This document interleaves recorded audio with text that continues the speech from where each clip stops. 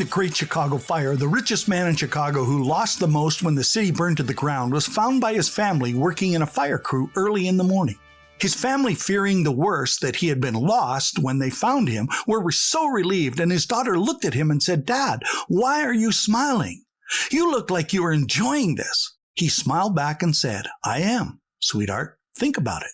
We will probably never see a fire like this again in our lifetime. What an experience." "But Dad," she said, "we have lost everything." He said, "We have lost nothing that we can't replace again like we built it in the first time. What a great opportunity to build everything brand new all over again. What an exciting time this will be for us." I'm Jungle Jim Hunter, and you're listening to 831 Living Your Best Life podcast, where we inspire participation, communicate precision, and empower performers to podium. Please tell your friends and relatives to go to their favorite podcast provider and junglejimhunter.com or to YouTube, and they can subscribe, download, like, and rate the podcast and become an 831er and help others live their best life. The father said, "We have only lost when we have not made something better of the opportunity we are faced with all the time. And when we have lost each other, well, that's when we've really lost something. We are all alive. We are all here, and we will rebuild the city of Chicago, and we will rebuild what we had and become more than we were in the past." Through this difficult time we are faced with, I am sure many of us have lost someone we love and wish they were still with us. However, this father gives a clear picture of what it means to have an ascending attitude about what happens to us. We all have the third greatest asset that every human being is born with, and that is the power of choice.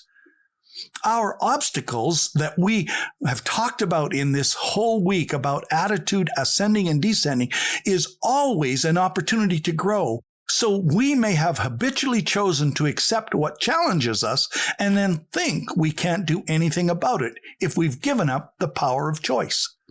If you are someone that is naturally a Pollyanna, and no matter what glass of water you are carrying, it is always full of promise, then be patient with us that, well, we look at a glass of water and it's somewhere between 99% full down to empty with a hole in the bottom. Most, as in 98.2% of the people I have worked with, have given up the power to choose and have been convinced they have the power to do absolutely nothing about where they're going and where they want to go. We know that every human being is born with only two fears. Everything else we are afraid of or can't do. We have been trained and learned that we can't do something or that we should fear them. What are the two fears? Do you know?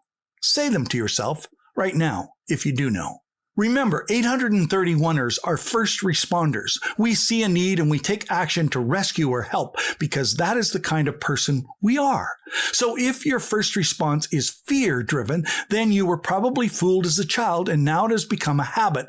And your first response is to name it and blame it or excuse it and abuse it, your power of choice. The two fears?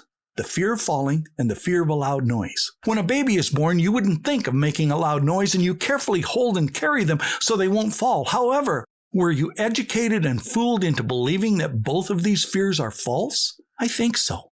Research shows that 100% of you were, in your mind, twisted and therefore, by association, may be twisted about how your power of choice has disappeared. Did your dad throw you up in the air and then, when he caught you, he laughed, he smiled, as if the fear that you just had in your face, the terror that you felt, was just funny?